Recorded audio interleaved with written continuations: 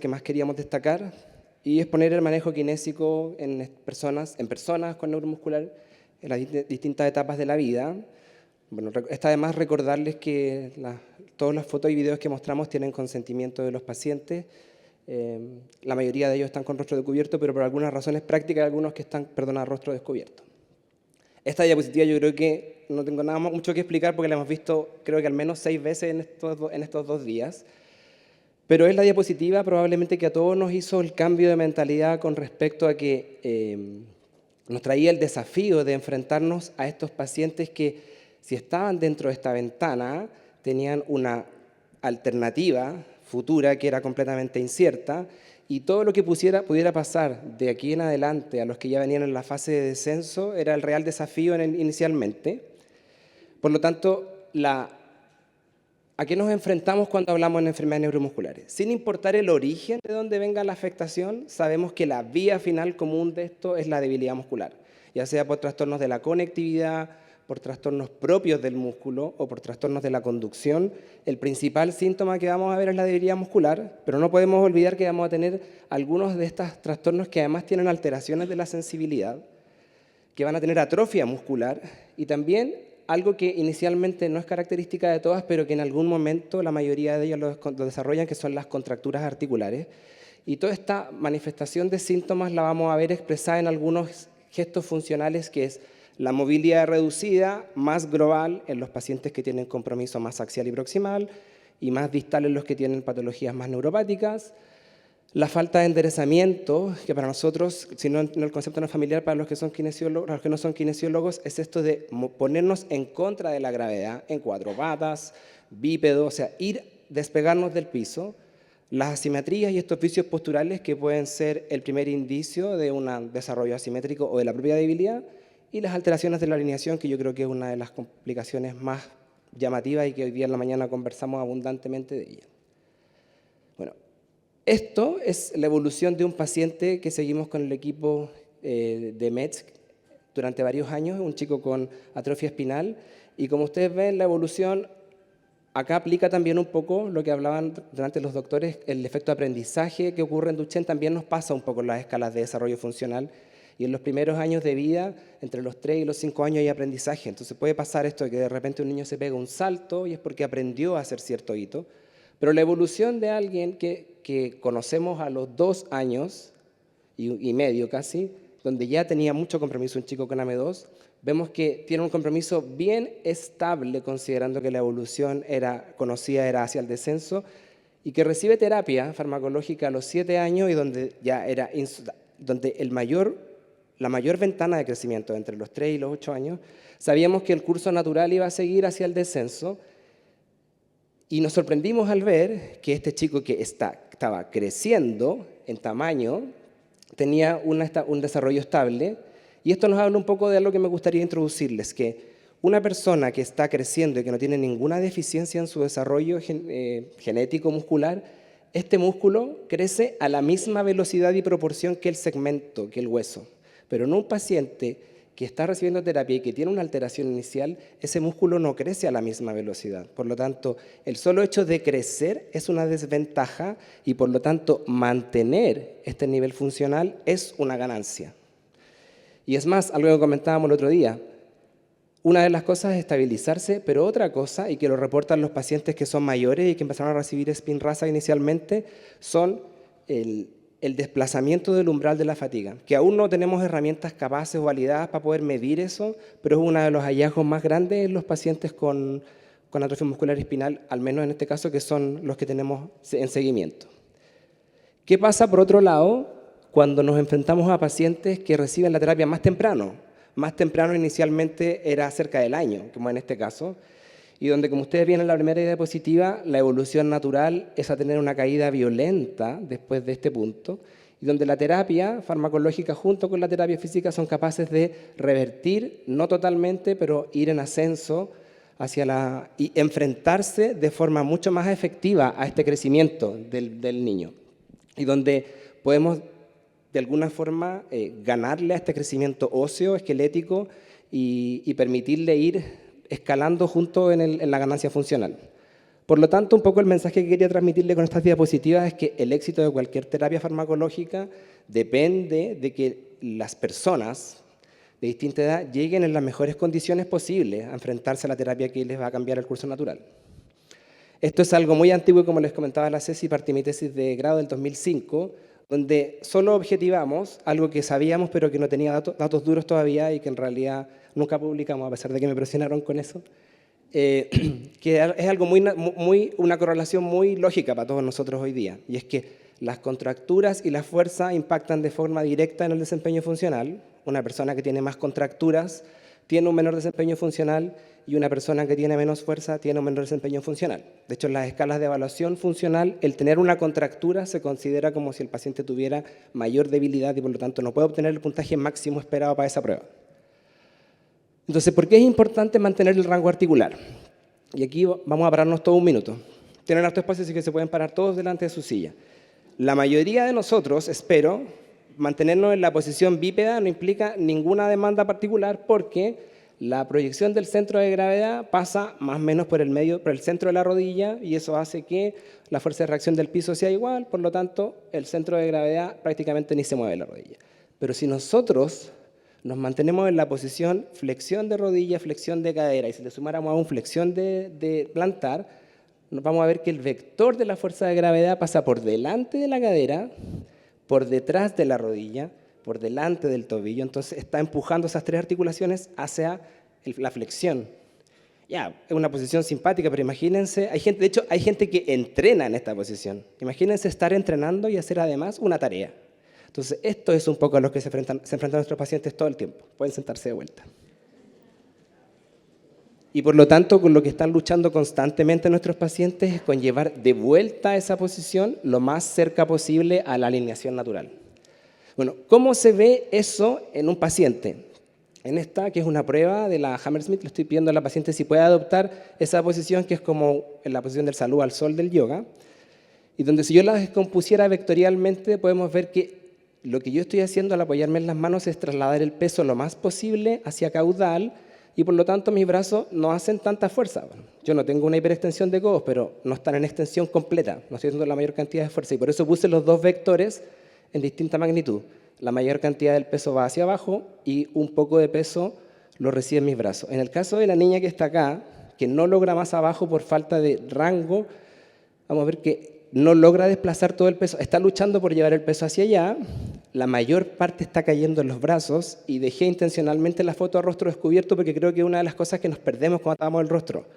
Los signos faciales del esfuerzo que está haciendo ella para que con su cabeza pueda contribuir a este vector que no está siendo capaz de trasladar el peso hacia atrás. Entonces, a esto nos enfrentamos todo el tiempo. Cuando nos falta rango articular, no es tan solo que algo terrible, que aparece esta compensación y lo peor de todo es que a medida que eso se mantiene, la compensación empieza a aumentar, aumentar, aumentar. ¿Y qué pasa cuando esa contractura es mantenida? Si volvemos al ejemplo del centro de gravedad, una columna que debiera estar más o menos aquí en una posición sedente, está acá, por lo tanto, cuando el paciente aún tiene fuerza, está intentando constantemente en llevar los brazos, corregir la columna y llevarla de vuelta hacia la línea media. Entonces ahora, otro ejercicio que les voy a pedir. Todos se van a sentar así en el sacro, que es lo que nosotros llamamos en retroversión pélvica, y van a intentar levantar sus brazos lo más arriba que puedan.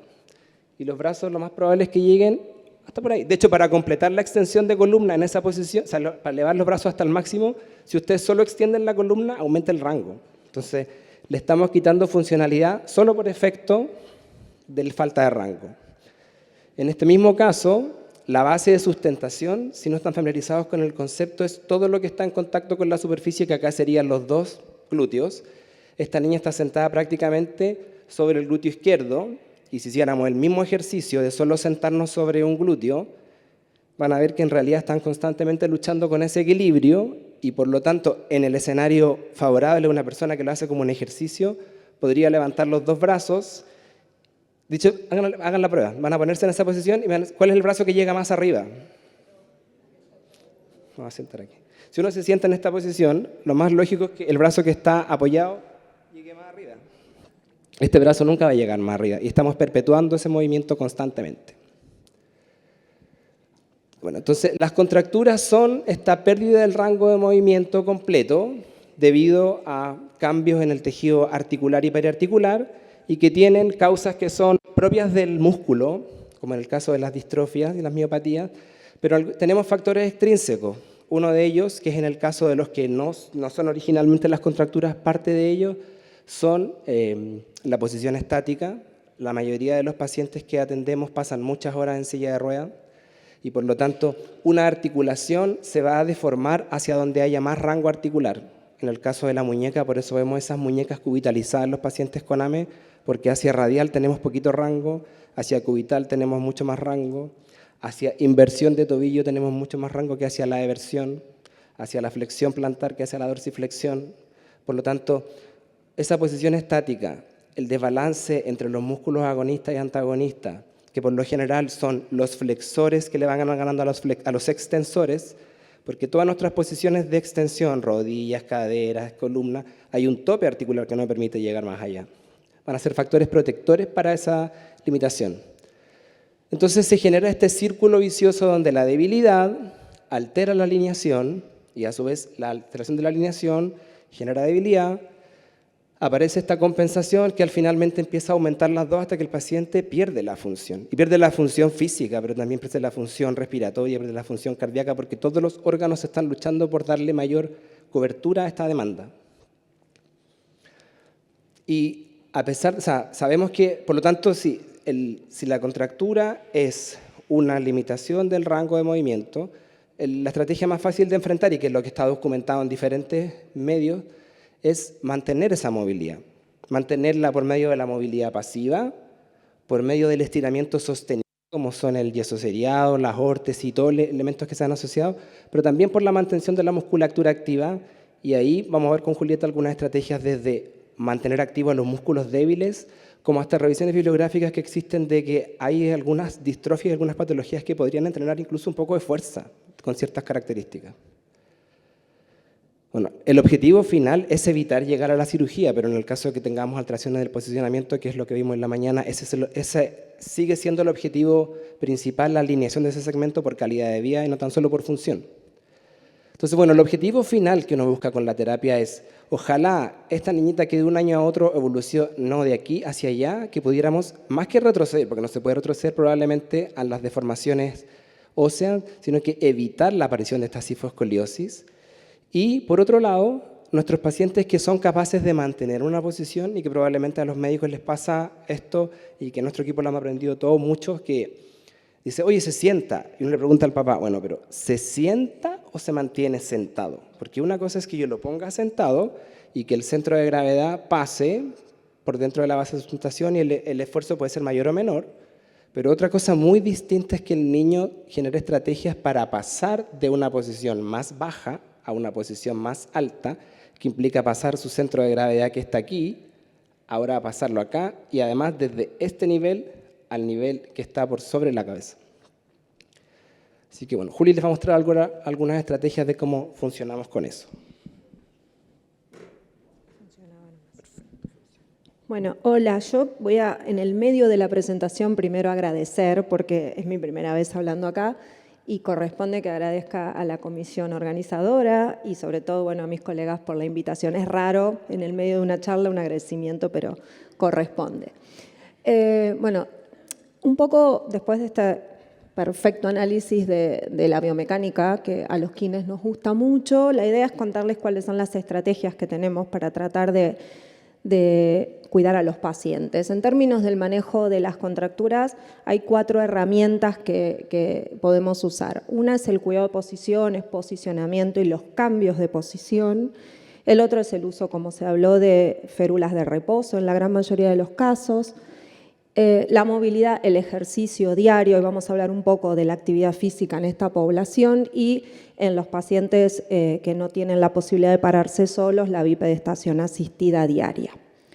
Y el cuidado motor, por un lado, pero estos pacientes necesitan sí o sí las intervenciones respiratorias en muchos casos, y esto incluye todo lo que es el soporte ventilatorio y las técnicas de asistencia de la tos que les voy a contar al final de la presentación. Hablando de actividad física, yo que hace muchos años que veo pacientes neuromusculares, siempre hay como un temor a que el paciente neuromuscular haga ejercicio y mayormente que entrene. Y esto está generalizado y ha generado un concepto que a mí me gusta mucho, que es la kinesiofobia, que no es la fobia a los kinesiólogos, aclaro, sino que es la fobia al movimiento o el temor al movimiento. Kinesio es la ciencia del movimiento. Entonces, hay como una idea de que el paciente neuromuscular no debe entrenar debido a la debilidad. Y también hay razones por las cuales se ha generado esa idea. Tiene que ver con que hay pocos estudios de calidad, es difícil investigar el efecto del ejercicio, es muy difícil cegar la intervención porque obviamente no se puede hacer, entonces también son enfermedades raras y entonces en un mismo estudio hay pacientes con distintas patologías, con distinto grado de severidad, lo cual es muy difícil poder comparar cómo los afecta o no el ejercicio. Y entonces también hay estudios en animales y luego hay que extrapolar el estudio que se hizo en un perro, en un ratón al que se le produce el defecto de la distrofina en un humano, ¿no? Como que no es exactamente igual. Por otro lado, hay riesgos de seguridad y tienen que ver con que para algunas enfermedades como las distrofias musculares puede haber realmente un daño. Y por otro lado, hay que pensar en los efectos adversos, que son dolor, caídas y la fatiga, que ya hablamos un montón en estos días de que es un síntoma muy común en pacientes neuromusculares. Y por todas estas razones, los pacientes entran en un círculo vicioso que tiene que ver con que se mueven poco. Al moverse poco, tienen un deterioro de su capacidad cardiovascular y muy poca tolerancia a cualquier tipo de ejercicio, intenso o leve. Eso hace que se muevan cada vez menos y a su debilidad de base por su enfermedad muscular le agregamos debilidad y atrofia por desuso. Entonces, necesitamos un poco romper este ciclo vicioso y si el paciente no tiene ningún compromiso cardíaco especialmente o respiratorio agudo, realmente debemos pensar en que debe realizar algún tipo de práctica, un tipo de ejercicio. Donde más preocupación hay claramente es en las distrofias musculares, sobre todo en la distrofia de Duchenne, que es la forma más frecuente y también una de las más complejas. Y esto tiene que ver con la fisiopatología de la enfermedad. Nosotros sabemos que la ausencia de la distrofina produce la ruptura de la membrana de la miofibrilla, el ingreso de calcio, y esto desencadena una cascada fisiopatológica que termina con la destrucción de la fibra muscular y un reemplazo por un tejido graso, fibroso, que es no contractil e inextensible. Por eso estos pacientes tienen debilidad y contracturas. Entonces, en esta población, el objetivo es buscar algún tipo de ejercicio que controle que evite que el paciente sea sedentario, que tenga un estilo de vida más activo, que controle la tendencia a la obesidad que tienen por muchas veces el uso de los corticoides y que favorezca la integración social, porque muchas veces hay aislamiento, no pueden participar en actividades como la educación física del colegio porque hay temor a que se muevan. Entonces, cuando uno revisa la bibliografía, nosotros podemos concluir que hay algunos ejercicios que son más seguros que otros. ¿Cuáles son los ejercicios? Si es voluntario y generado por el propio paciente, sobre todo en edades tempranas de la vida. Muchas veces a mí las mamás, uno llega un paciente de 4 o 5 años recién diagnosticado de la enfermedad y me dice, pero él se quiere mover todo el tiempo. Si es voluntario, no está provocado, generado por un estímulo como puede ser un docente o el profe de educación física o los propios papás que lo incentivan a moverse, ese tipo de ejercicio voluntario en esas edades de la vida parece ser seguro. Por otro lado, lo que es isométrico. Yo no sé si todos acá están familiarizados con los tipos de contracción. Contracción isométrica significa que hay esfuerzo muscular sin desplazamiento de los segmentos. Entonces, si uno trabaja con distintos ángulos de la articulación y en esa cantidad de repeticiones en forma isométrica, parece ser un ejercicio seguro. Y después todo lo que son los esfuerzos de baja intensidad de tipo aeróbico. ¿Cómo podría ser? Podría ser salir a caminar, podría ser bicicleta, podría ser natación, podría ser carrera voluntaria. ¿Y cómo regulamos baja intensidad? Es difícil realmente, porque además la fatiga es muy autopercibida, y entonces podemos usar una escala de Borg, que es la que usamos para otras cuestiones, pero que nos permite que el paciente pueda graduar cuánto se cansa o no con el esfuerzo, y lo que se llama el test de habla, o talk test sería en inglés, que es que el paciente está haciendo la actividad, está jugando a la pelota, está jugando con aros, está corriendo y sigue hablando, no se interrumpe su voz. Eso quiere decir que es un esfuerzo de baja intensidad y sigue siendo seguro. ¿Y qué no puede hacer? Que quizás es lo más importante, saber qué no podría practicar. En general, todo lo que sean esfuerzos excéntricos, que esto, de vuelta para repasar un poco de contracción muscular, son esfuerzos en extensión, que nosotros usamos normalmente en actividades de desaceleración o de frenado, y que para el paciente neuromuscular en general es muy difícil el control excéntrico, porque implica mucha activación muscular. Ese tipo de esfuerzos, en general, se recomiendan que no lo realicen a repetición. Yo siempre le digo a las familias que, por ejemplo, para llegar al gimnasio donde yo atiendo en el hospital hay que bajar rampas, y las rampas son ejercicio excéntrico, son actividad excéntrica. Pero le decimos no sube y baje en repetición, sino que aprenda a hacerlo, porque en la vida se va a encontrar con rampas y escaleras y tienen que aprender esas estrategias para moverse. Y recomendamos que no haga nada de competencia y que no haga, obviamente, ejercicios con peso externo. En AME, siguiendo el consenso que se ha nombrado varias veces en estos días, tenemos como la receta del tipo de ejercicio aeróbico y de fuerza que pueden hacer los pacientes. Fíjense que tienen que practicar trabajo aeróbico 5 sesiones de media hora, es una frecuencia alta, y acá nuevamente entra en valor poder regular la fatiga. Es muy importante el esfuerzo autopercibido. Nosotros usamos esa escalita que ven ahí, en los más chiquititos la cara y en los nenes más grandes la escala de 1 a 10.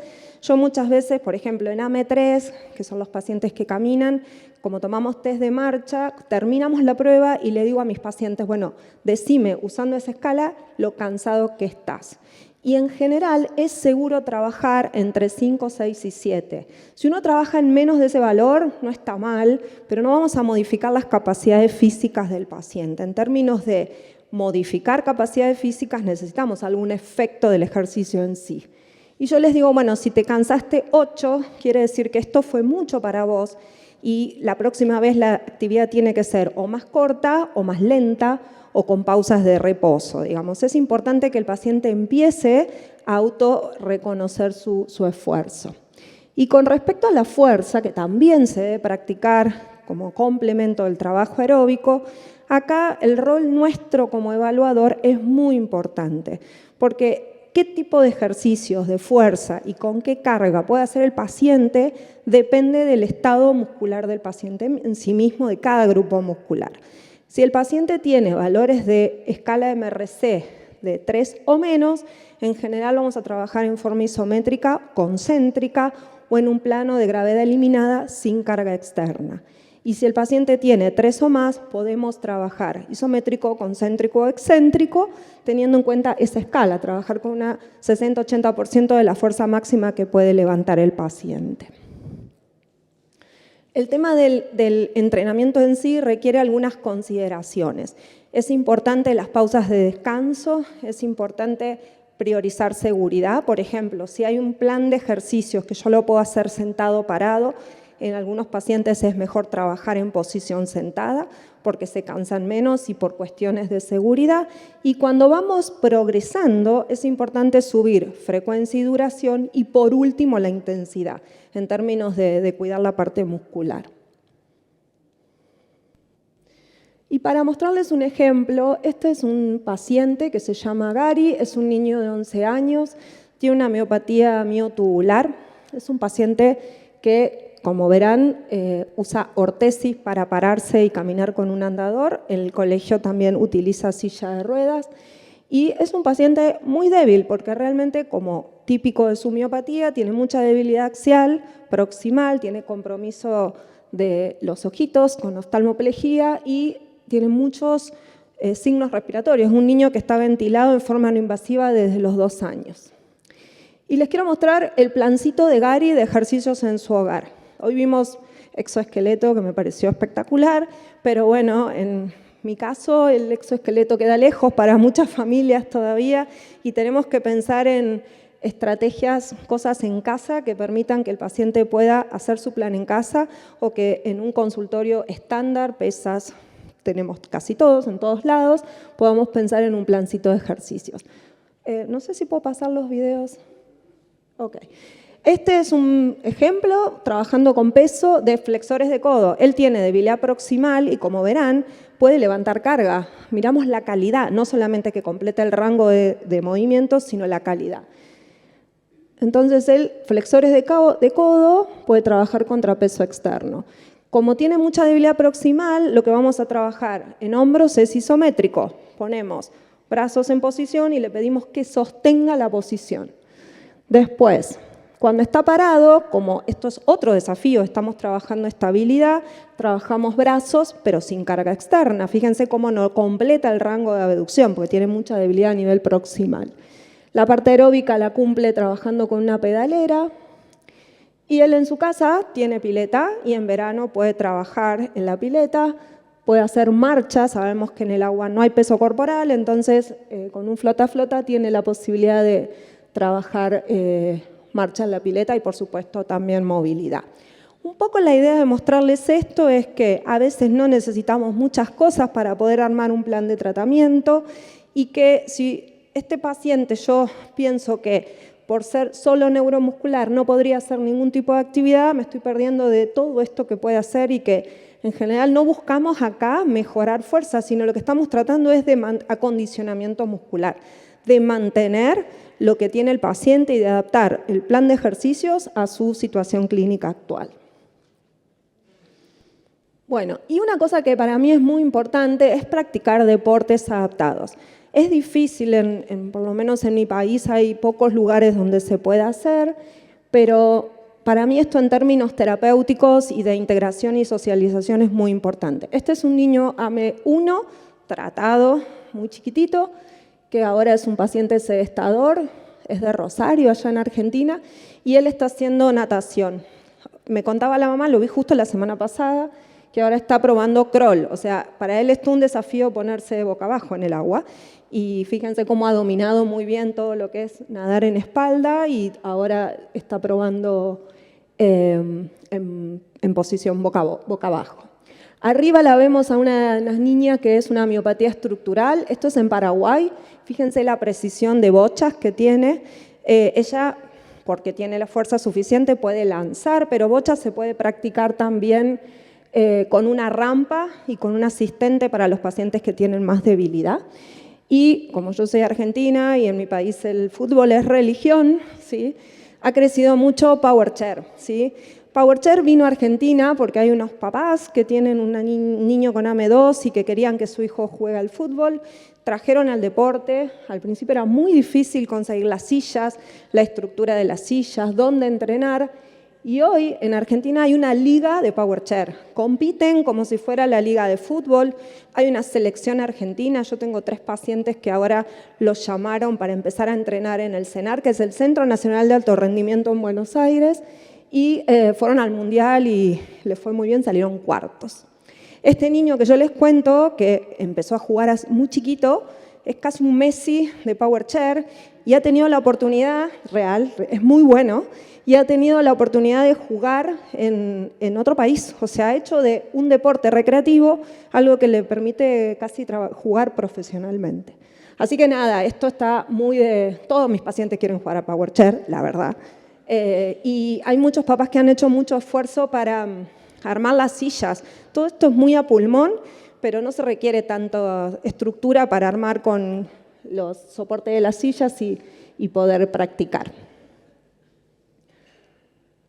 Bueno, cambio de tema rotundamente, o más o menos, porque todo está muy relacionado al cuidado del paciente neuromuscular, pero bueno, vamos a hablar un poco de la parte respiratoria. Nosotros en mi hospital hacemos mucho respiratorio, trabajo en un hospital que tiene 150 camas de terapia intensiva, nuestros pacientes se internan cuando tienen cuadros respiratorios, cuando se operan de la columna o cuando hay que titular la ventilación invasiva y por eso tenemos bastante trabajo con esta parte. A mí me gusta mucho este gráfico porque habla un poco de los problemas del paciente neuromuscular pediátrico y de los tratamientos, de las intervenciones para trabajar cada uno de ellos. Todo empieza con la debilidad. No creo que marque esto. Bueno. No, la debilidad, que ya hablamos que es signo cardinal del paciente neuromuscular y que trae varios problemas. Cuando hay debilidad o compromiso de los músculos vulvares, el paciente tiene trastornos deglutorios y aspiración, digamos un síndrome aspirativo crónico. Cuando tiene debilidad en los músculos respiratorios, tiene tos inefectiva, y esto es donde nosotros más trabajamos en la aplicación de las técnicas de asistencia de la tos para evitar que tengan atelectasias y neumonías en forma recurrente. Y la debilidad muscular se expresa en el sueño con hipoventilación e hipercapnia, primero en sueño REM, sueño profundo, y luego en el sueño no REM, y finalmente puede también expresarse en el día. Y luego tenemos la cifoescoliosis, que hemos tenido tantas charlas hablando de esto, que viene a complicar un poco más del problema de base del paciente porque altera la posición de los músculos respiratorios ya debilitados.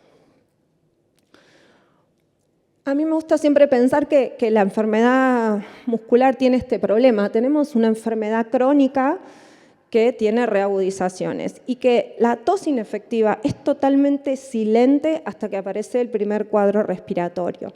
Y esto es porque durante los eventos respiratorios muchas veces banales, cuadros que tienen todos los pacientes, los chicos en invierno, que van al jardín, que van a la escuela, faringitis, laringitis, resfríos, que lo que les ocurre durante esos eventos respiratorios es que se ponen más débiles y al sistema respiratorio se le agrega una carga extra, que es la cantidad de secreciones. Y ese evento muchas veces puede desencadenar una infección respiratoria grave. Acá, como les contaban, estos son los motivos de internación de nuestros pacientes. Nosotros hacemos mucha titulación de BNI. En realidad, esto obviamente lo hacemos con el equipo de neumonología, pero lo que ocurre en mi hospital es que los neumonólogos no hacen guardia y los kinesiólogos sí, y esto se hace de noche. Entonces, la titulación, el paciente cuando consigue el equipo, o si es una urgencia con los equipos del hospital, se interna en la sala para empezar a titularlo, decidir presiones, tipo de máscara y entrenar a las familias en la colocación y en el retiro de la ventilación no invasiva. Y como vamos a hablar de asistencia de la tos, un poco para repasar la tos normal, nosotros sabemos que tiene 3 fases. Tiene una fase inspiratoria, donde usamos diafragma como músculo inspiratorio principal y los accesorios para generar un 80-90% de la capacidad pulmonar total. Esta fase es muy importante porque lo que hace es colocar a los músculos expiradores, que son los que generan verdaderamente el flujo de tos, en una posición de tensión longitud adecuada para su contracción posterior. Y recuerden que hablamos que los pacientes son hipoventiladores, con lo cual posiblemente esta fase precozmente esté alterada. Luego viene el cierre de la glotis, al mismo tiempo que se inicia la contracción de los abdominales, y esto genera a nivel intratorácico un aumento de presión muy grande para que cuando se abre la glotis continúa la contracción abdominal y eso hace que el aire salga a velocidad, que es lo que medimos en el famoso pico flujo tosido que se usa para evaluar la fuerza de la tos. Ese arrastre de aire a velocidad arrastra las secreciones, ¿sí? Entonces, nosotros sabemos que nuestros pacientes que tienen debilidad muscular, sobre todo los expiradores, tienen compromiso de la tos. Y el otro factor que puede influir es la disfunción glótica, que acá tenemos más limitación con respecto al abordaje. En general, si un paciente tiene insuficiencia vulvar muy severa, no cuida vía aérea y ese es el paciente que uno tiene que valorar si no tiene riesgo de aspiración y no necesita una traqueotomía. El resto de las cosas, en general, la idea siempre es manejarlas en forma no invasiva. Bueno, y nosotros vamos a ayudar a la tos en la fase inspiratoria, en la fase expiratoria o en ambas a la vez. La asistencia de la fase inspiratoria es: necesitamos algo que aumente el volumen de aire que maneja el paciente, y eso es presión. ¿Y cómo entregamos esto? Lo más sencillo, económico, disponible fácilmente es la bolsa de reanimación, pero también hay cosas más técnicas que hoy cada vez son más accesibles, afortunadamente. Nosotros tenemos muchos pacientes que tienen equipos de ventilación porque son hipoventiladores y hay que usar BNI a la noche, y muchos de estos equipos tienen la posibilidad de agregar 2 programas, por ejemplo. Entonces le ponemos un segundo programa con el doble de presión que usa en el sueño y eso funciona con la misma estrategia que el AMBU. O los dispositivos de asistencia mecánica de la tos usando solo la fase inspiratoria. ¿Cuál es el sentido de esto? Bueno, hablamos de que va a ayudar a la tos, pero también es un ejercicio de la caja torácica.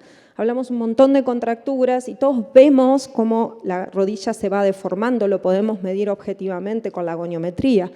El tema es que en el tórax ocurre exactamente lo mismo por la falta por la hipoventilación que tienen estos pacientes. Y no nos damos cuenta, no es tan visible como pasa con la rodilla, con la cadera. Pero necesitamos entonces un ejercicio de expansión para mantener la movilidad de las articulaciones del tórax. Estos son 2 niños practicando, allá en realidad la que está practicando es la mamá. Esto es súper importante, o sea, nosotros no lo puedo hacer yo, pero los que tienen que hacerlo son los cuidadores, porque cuando el paciente está en intercurrencia, tiene que practicarlo todas las veces que necesite en el día. Fíjense que hay una fajita, el paciente AME respira con la panza y esto en términos de su patrón respiratorio es necesario, pero para estos ejercicios nosotros buscamos expansión torácica.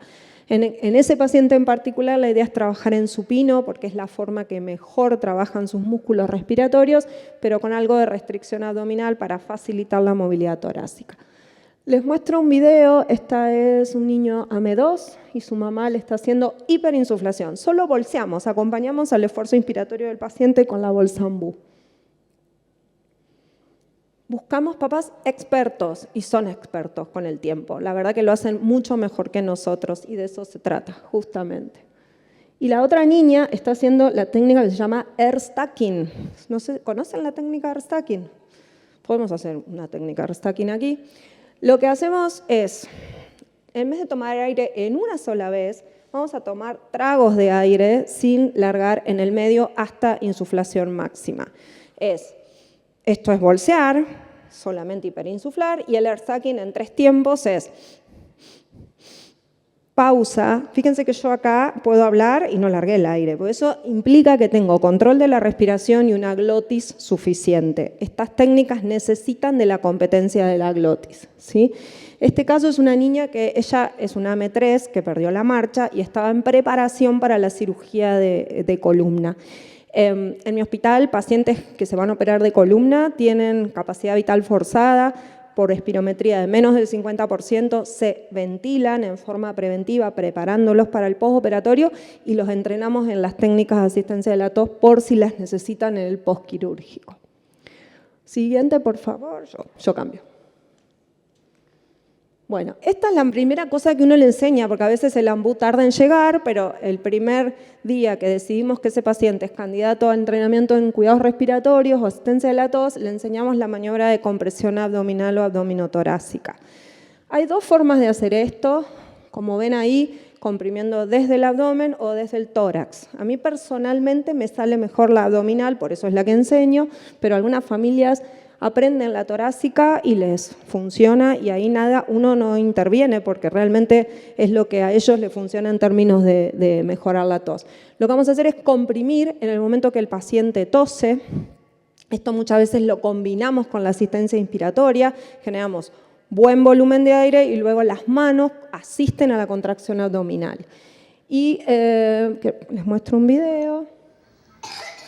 Eso.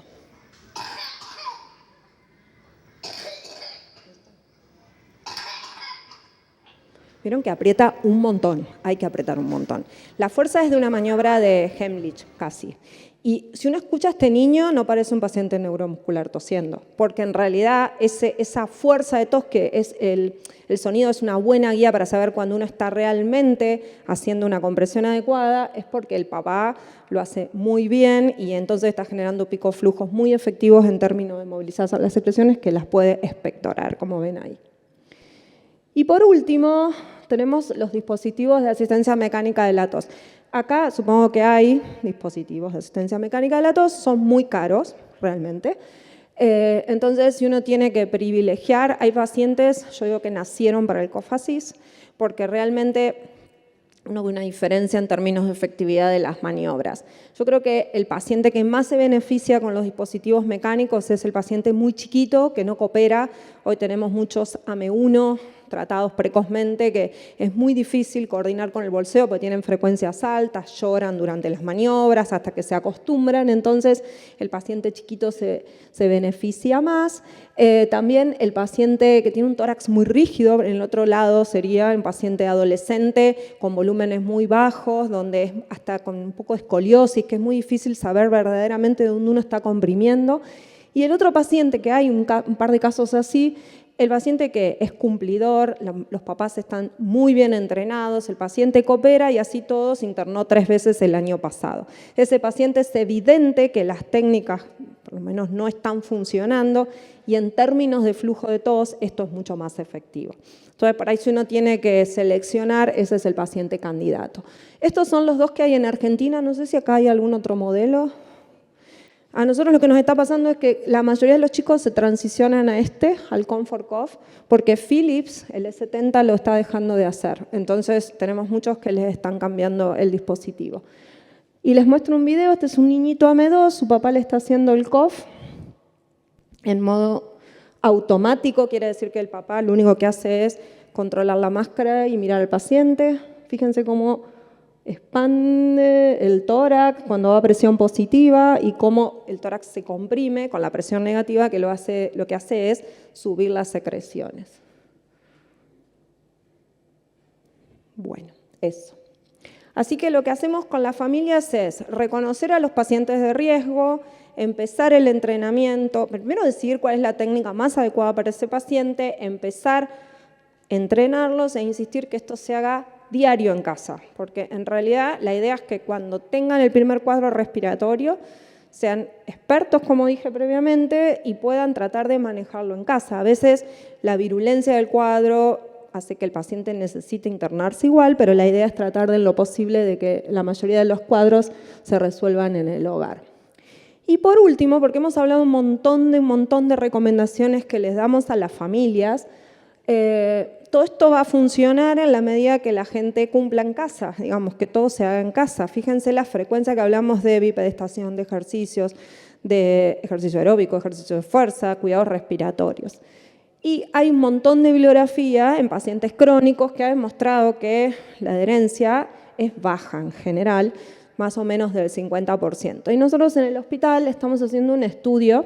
Tuvimos la suerte de que Roche, la industria, nos ayudó en armar una aplicación, un aplicativo web, donde en pacientes con AME podemos armarle el plancito de ejercicios que necesita según su tipo de AME y su estado clínico actual. Y desde ahí las familias nos pueden reportar la adherencia. Les preguntamos cada una de las cosas, por ejemplo, bipedestación, cuidados respiratorios. ¿Cuánto pudieron hacer la última semana?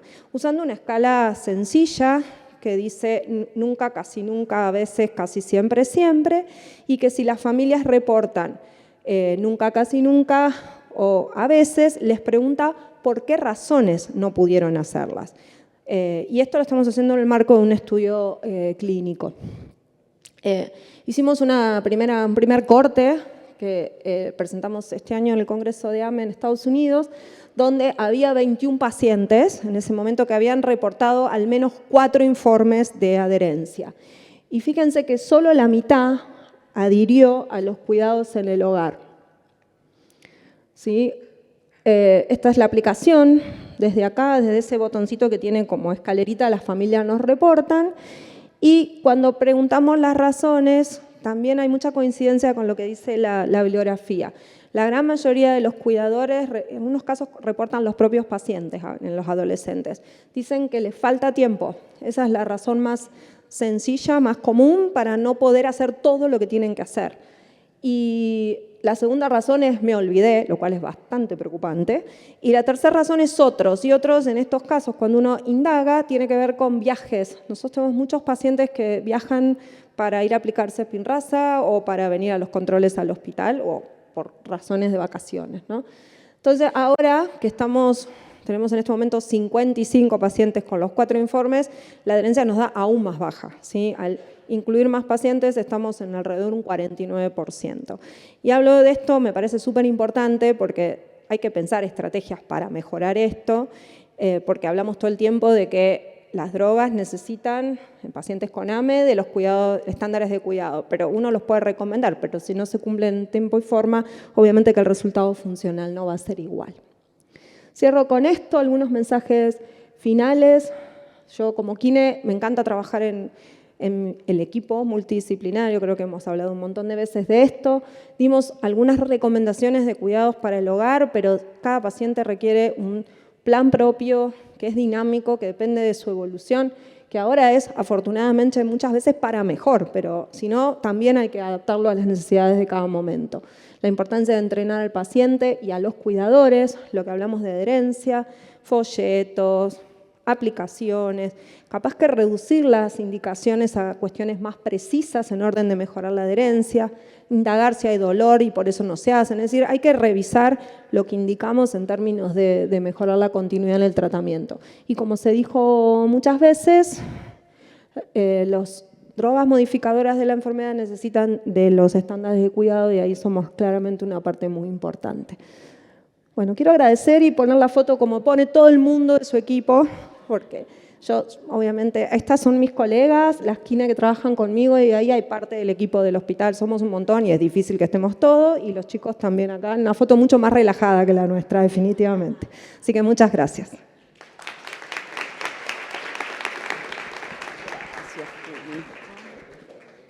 Bueno, vamos a dar las gracias y vamos a dar paso a alguna pregunta, pero antes de poder tomar alguna de las preguntas, yo me voy a tomar 2 minutos para una reflexión.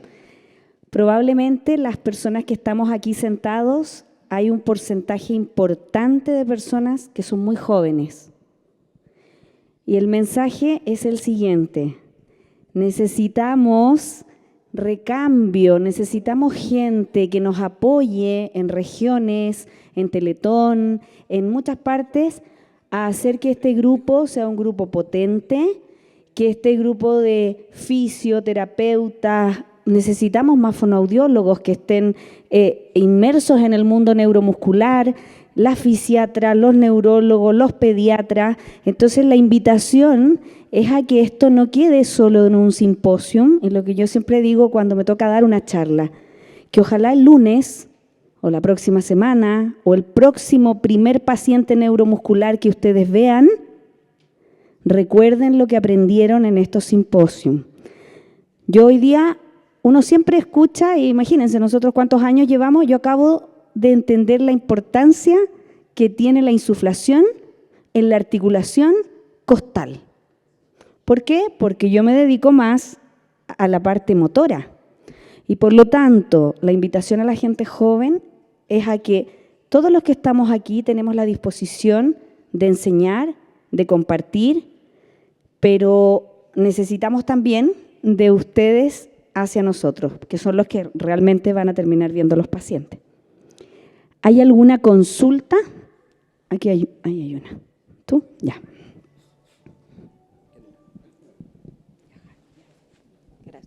Aló, aló. Ya. Soy Diego, kinesiólogo de Teletón. Tengo 2 preguntas bastante cortitas en realidad. Nosotros que nos dedicamos más como al ejercicio, la fisiología, ahondándolo como la parte como de demanda y consumo de oxígeno. Uno normalmente cuando va al gimnasio es muy distinto, no sé, hacer un lateral con un brazo que con 2, donde se genera mayor demanda. ¿Qué sugieren ustedes en realizar con estos pacientes? Porque vi varios videos en los cuales eran como ejercicios bilaterales, que normalmente generan mucho más demanda para el sistema en total. Eso es una, si es unilateral o bilateral los ejercicios. Y lo otro, me he fijado mucho que se genera mucho el apoyo ventilatorio, como en las noches. Pero ¿y apoyo ventilatorio mientras se hace ejercicio? Con respecto a la, bueno, igual después pueden aportar, pero con respecto a la primera pregunta, a veces el trabajo bilateral cuida la columna y eso es un tema importante. Pero es como todo, o sea, si uno siente que determinado ejercicio cansa más al paciente, pierde calidad del movimiento, no puede completar una cantidad de repeticiones, justamente de eso se trata, de poder armar algo personalizado. A mí, en esta población que tiene alto riesgo de escoliosis, la verdad que el laburo bilateral, simétrico, me parece importante. Pero no hay una receta única, realmente es evaluar cada caso en particular. Yo no tengo experiencia de que se indique ventilación para trabajar, como pasa en otras patologías, por ejemplo, fibrosis quística y demás, pero sí tengo alguna experiencia con algún paciente que no es solo usuario de ventilación en la noche, sino que también necesita ventilación en el día, que a veces para hacer las escalas le ponemos la BNI. Y si uno siente que con eso el rendimiento del paciente es mejor, de vuelta, vale también como alternativa. No, es difícil que, por lo menos en mi país, que un proveedor te entregue un equipo solo para ejercicio, pero si el paciente lo tiene, es usuario solo nocturno y para el rendimiento en la terapia, en las evaluaciones, mejor, perfecto se puede poner, no hay ningún problema con eso, digamos. No sé si contesto. Sí, totalmente, Okay. muchas gracias. Por acá Jorge, kinesiólogo también de Teletón, de Concepción. Con respecto a la forma de evaluar, ¿cierto? Hemos quedado, yo creo que súper claro que tiene que ser caso a caso, en particular, en conjunto con la familia y todo el equipo. La duda que me surge, y que me voy a agarrar aquí un poquito de lo que pasa en el área deportiva, quizás musculoesquelética, es ¿qué tanta validez tiene la evaluación con el MRC, sabiendo que tiene mucha variabilidad intraevaluador e incluso intraevaluador según el día? ¿Y cómo puedo medir bien la dosis de ejercicio con relación al porcentaje de carga máxima? Bueno, el MRC es más fácil de usar. Uno puede usar alguna medición más objetiva de la fuerza. Nosotros tenemos miómetro en el HOSPI porque nos quedó un protocolo que se hizo, pero la realidad es que es difícil también que esté disponible en todos lados, digamos. Creo que el MRC al menos te da una idea del perfil del paciente, de dónde está la debilidad. Y después, en realidad, ahí sí vuelve a ser casi igual que en el deporte. En realidad, vos le pedís al paciente que vas probando carga, te fijas que complete una repetición y cuando pierde calidad o no completa, bajás al punto de carga siguiente. Es tan sencillo como lo que conocemos del entrenamiento en general. No sé si quiere agregar. Sí. Yo, antes que ver la sesión, comentar dos cosas, voy para allá con el micrófono después, que una tiene que ver con justamente eso, o sea, a los pacientes hoy día, a los pacientes, usuarios, como sea que le llamemos hoy día, los estamos capacitando en el concepto de compensación. Y es como cuando, o sea, creo que como que hemos complejizado mucho el entender el movimiento normal. Y la verdad es que el movimiento normal, entendiendo normal como con la curva de normalidad, no requiere, o sea, cualquier persona puede reconocer un movimiento anormal y decir, ese movimiento es raro. Por lo tanto, cuando tú veas que estás haciendo algo distinto para completarlo, la anterior fue la última repetición, 1. 2, la mayoría de la gente que entra en el gimnasio, que no es mi caso, no tengo experiencia en eso, ocupa posiciones en las que tiene el menor apoyo posible para generar la mayor demanda postural. Y en nuestros pacientes, el mantener una postura ya es una demanda, por lo tanto, recomendación 1 es, como vamos a sectorizar el trabajo, apóyate todo lo necesario para trabajar específicamente eso. Entonces, y con respecto a la forma de evaluación, creo que justamente siempre es una buena idea, pero me parece que a veces alejarnos tanto de las evaluaciones clínicas nos permite dificultar mucho más después el recoger esa información para traducirla a algo funcional, como que tengo valores numéricos y después cómo lo llevo a algo funcional. ¿Qué representa que levante 50 newton? O sea, en términos como que funcionales. En ese sentido, las escalas funcionales se alejan más al gesto funcional. A eso iba. Tal vez, ¿tu nombre? Disculpa. Jorge. En los pacientes neuromusculares, por razones obvias, no da la longitud de un simposio para poder explicarlo. ¿Se usa la MRC? Sí. Primero porque la mayoría de estos pacientes son intelectualmente absolutamente sanos. Por lo tanto, pueden tener 5 o 6 años y te puedo decir que tiene más validez que si se lo aplicas a un niño de 5 o 6 años que corre y juega por el jardín. Eso es lo primero. Y lo segundo es que el concepto de la MRC en enfermedades neuromusculares nosotros no la utilizamos tanto. Nosotros lo que utilizamos son las escalas de valoración funcional que fueron creadas como un algoritmo de función. Voy a poner un ejemplo. La escala North Star, que es para evaluar pacientes con Duchenne, tiene como objetivo medir la posición bípeda y la marcha. La escala Hammersmith tiene como función medir la capacidad principalmente del tronco. Y escalas como la RULM están hechas para medir función de la extremidad superior. Por lo tanto, la MRC como medición de fuerza sí tiene una gran validez en este grupo de pacientes porque son muy cooperadores. Sin embargo, no siempre es necesario utilizarla porque las escalas de valoración funcional te dan mucho mayor validez. Y además están validadas, valga la redundancia, para niños pequeños, en donde no puedes aplicar la MRC. Yo, más allá de si es uno más, uno menos, dos más, a mí el punto de corte es el 3. O sea, es más o menos 3. Y yo a veces, yo tengo muchos residentes becarios en mi hospital que pasan y vienen de por ahí la terapia, están con el MRC. Y yo digo, bueno, ¿es 3 o más o menos? Porque te habla un poco de la funcionalidad que va a tener ese paciente y las limitaciones o no que va a tener en la vida diaria. Entonces, cuando uno piensa en función, importa, ¿puede antigravitatorio o no puede antigravitatorio? Ahora, en términos de, por ahí, clasificar a los pacientes, poder armar cuál es la distribución de la debilidad y la cantidad o más o menos fuerza que tiene, bueno, podemos usar una escala. Pero en términos de, por ahí, del abordaje en sí, lo que importa es 3 o más, o menos, eso. Yo en realidad iba apuntando a lo mismo, pero quería una reflexión en verdad. Me he dado cuenta, viendo a chicos con Duchenne, que, bueno, en general, claramente el desuso es mucho más dañino que activar la musculatura. O sea, no hacer nada va a siempre ser peor. Y me he dado cuenta de que los chicos con Duchenne en etapa no ambulante temprana, pasando a tardía, tienen más movilidad en su extremidad superior dominante que la no dominante. Entonces eso creo que es un claro ejemplo de que la activación nos protege más de versus no activar. Lo otro, que en Duchenne también tenemos el tema de los corticoides, que generalmente limita un poquito el tema del crecimiento, y siento que tenemos como un factor, entre comillas, protector, porque tenemos menores palancas también. O sea, exactamente. Entonces, y lo otro es que el tema de la gravedad, pues, claramente para mí ir modificando la gravedad creo que es la gran solución. No sé, pues, por ejemplo, si le pido a un paciente no ambulante tardío que eleve sus extremidades, no lo va a lograr como sobre la cabeza, ¿cierto?, en sedente, pero si se lo pido en supino, arrastrando la extremidad por la superficie, voy a trabajar en un amplio rango y me va a permitir mantener activación y movilidad. Creo que básicamente tu comentario, que lo agradecemos, busca un poco abrir la mente a que el paciente mueve lo que puede mover, en el rango que puede mover, con la mínima compensación posible. Si yo quiero trasladar al paciente neuromuscular al entrenamiento físico clásico, me va a ir mal. Me va a ir mal porque no es la forma. Y lo que uno tiene que tratar de hacer, y esto es probablemente lo que más me apasiona de este tipo de paciente que nos pasa, es que la creatividad es tu máximo herramienta en la sesión 1 a la sesión última. Y nunca lo que hagas un día va a poder hacerse en el día siguiente. Y eso es el gran desafío que nos trajeron las terapias modificadoras de la enfermedad. No podemos seguir haciendo lo que estábamos haciendo porque los pacientes nos están mostrando que son capaces de hacer mucho más de lo que hacían anteriormente. Por lo tanto, ahí viene la otra invitación. Evitar lesiones.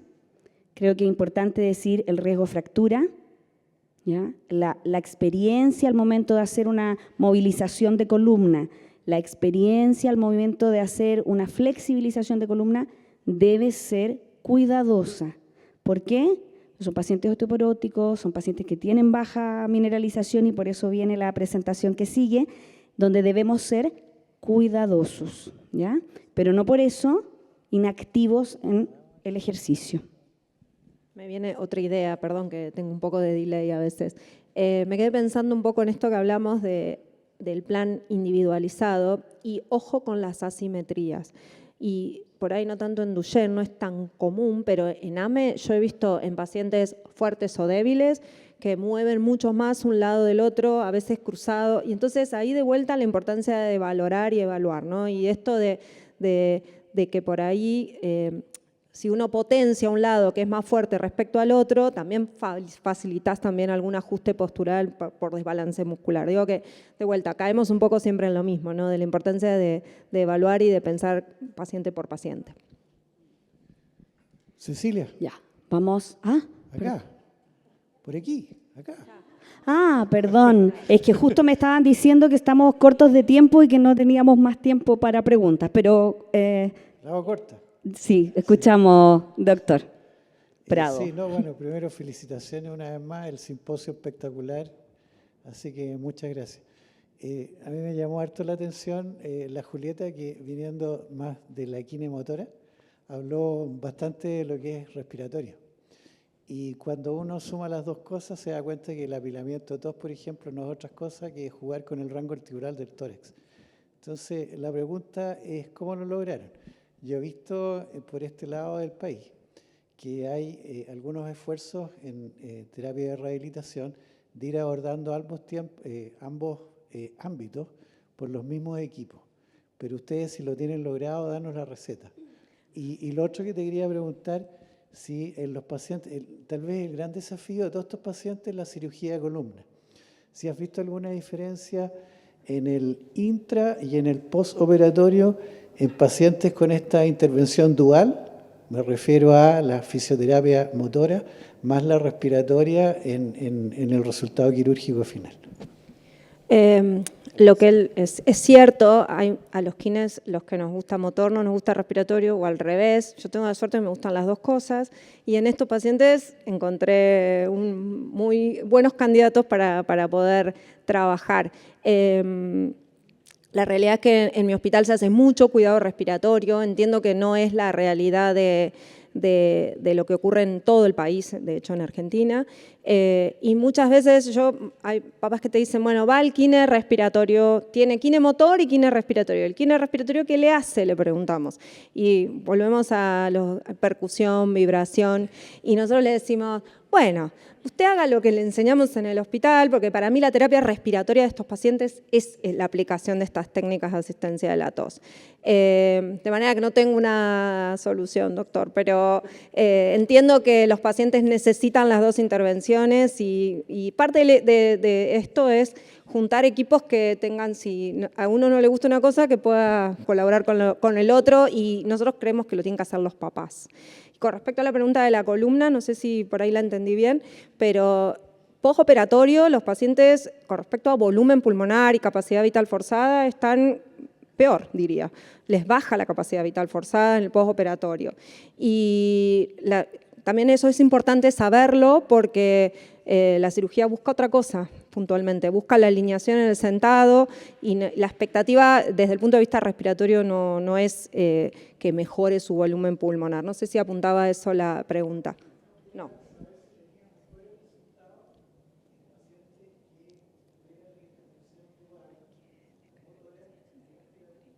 Es que en mi hospital ninguno se opera si no tiene intervención respiratoria. No tengo como punto de comparación, porque es importante que, salvo algún paciente AM3 o algún paciente, no, pero diría que tiene que ser un paciente con muy buena función respiratoria para que llegue a la cirugía sin ningún tipo de preparación.